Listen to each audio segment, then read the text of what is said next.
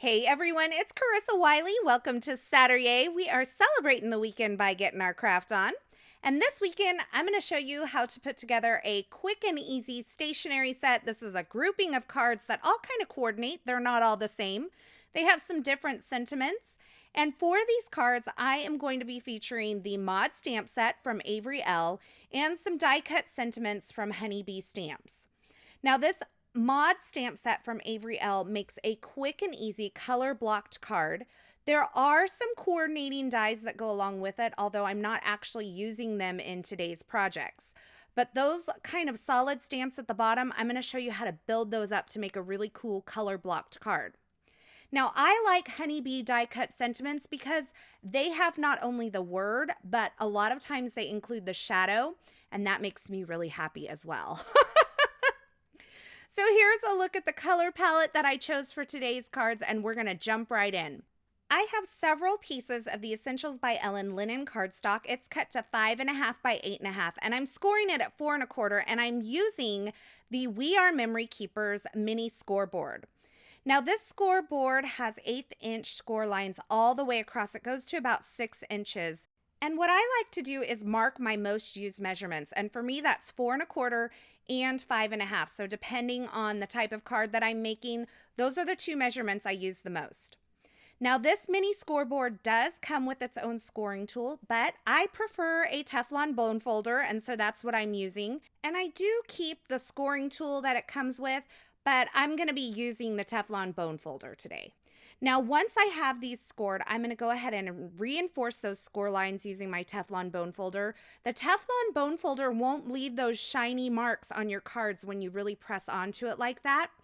And scoring your cards, pre-scoring your cards, and then folding them will prevent cracking on your cards. And that helps you keep a really nice kind of professional finished look, especially for something like this that you're going to be giving as like a box set. Now, because I'm mass producing today, I am going to use my MISTI to set up all my stamps. And you can see I have a piece of acetate that I've drawn some lines through.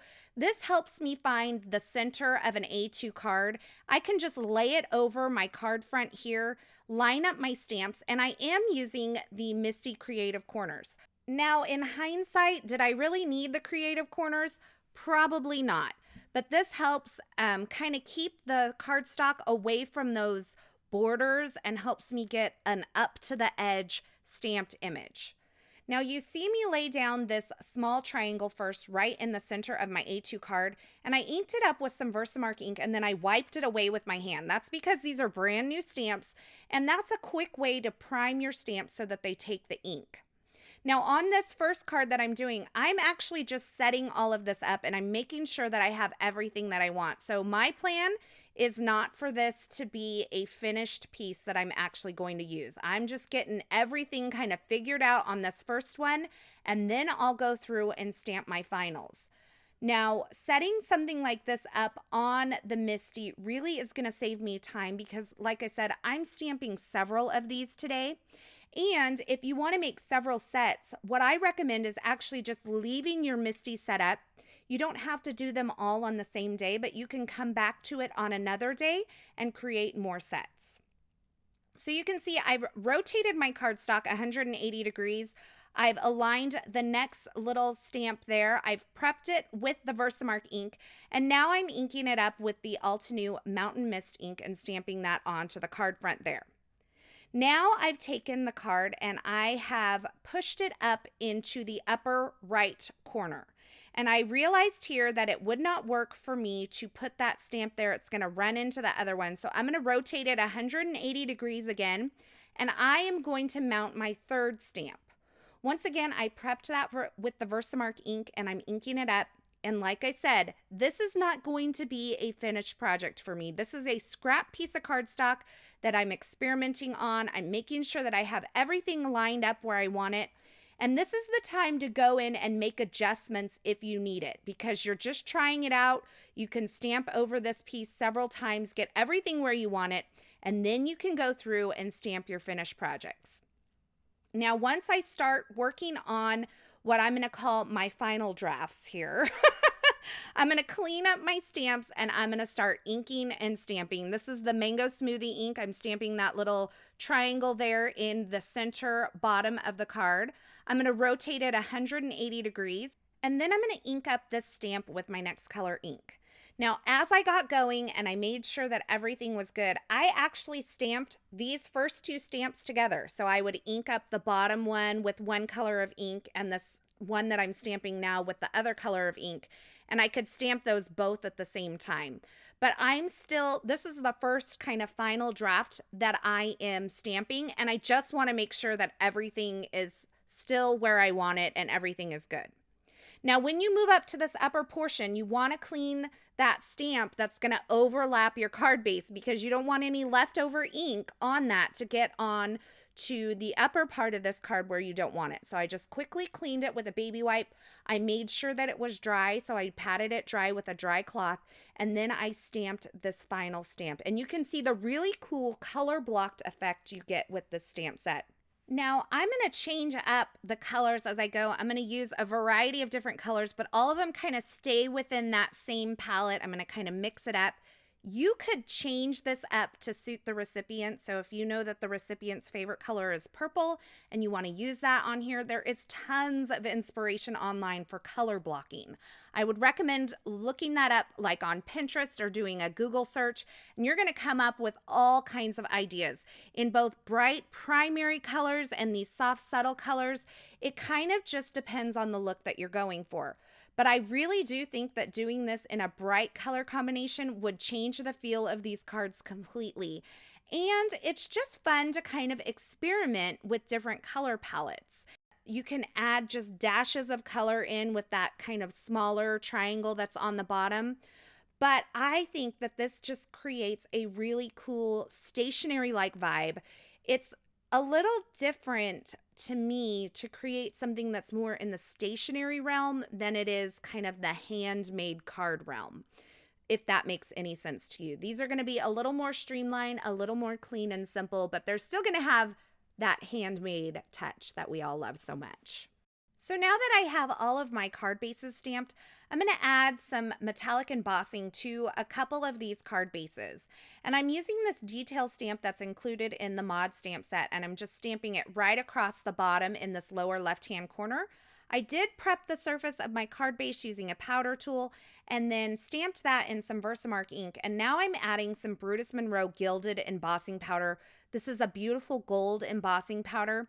I am going to mix my metals on these cards. I'm going to do some with kind of a rose gold and some with a regular gold. I didn't have a rose gold embossing powder that I loved. I just don't have one yet. And so to bring in the rose gold, I'm going to be using this Die Cuts with a View metallic washi sheet stack. I have it in both gold and rose gold. These are sheets of washi. So you could die cut this, but I'm going to be using it for sentiments, and it didn't feel like I was going to be able to really die cut this and mount it the way I wanted if I just left it as the washi itself. So what I'm doing to give it a little bit of weight and heft so that I can die cut it and work with it a little bit easier is I'm removing the backer on the back of this washi, and I'm mounting it to some Neenah Solar White cardstock. So I'm just pulling that off. So basically, I'm making cardstock out of this metallic washi. I'm just smoothing it out, and then I'm going to trim off all the excess cardstock that's around the edge. And because I'm mass producing, I decided it'd be a great idea to add some adhesive to the back of these before I even die cut it. It's going to make my job a lot easier when I go to put everything together. So I'm using some stick-it adhesive. I'm cutting it down so that it fits on the back of these 6x6 pieces of cardstock that I've created. And then I'll just remove the backer from the stick-it adhesive on one side, press it onto the back of my cardstock.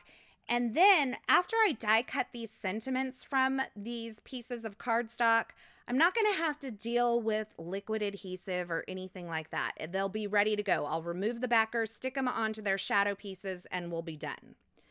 So now that I have this metallic cardstock ready to go, it's adhesive backed, I'm going to use some honeybee dies to die cut some sentiments. I have one that says hooray, one that says hello, hugs, and then I also used one that says yippee. Is it just me, or is yippee a really kind of a funny word? When I just said it, there's something about it that hit me. It's a funny word. I mean, I'm not gonna lie. So like I mentioned before, one of the things I love about honeybee dies, these sentiment dies, is that they have these shadow pieces. So I've die cut the shadows from some vellum, some Essentials by Ellen heavyweight vellum.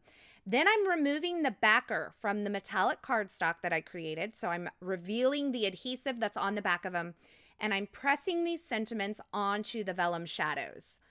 Now I have a little secret. I will at all costs avoid die cut sentiments that have little dots on exclamation points or on eyes, or I will try to work my way around having to mount those little tittles above the eye. They drive me crazy.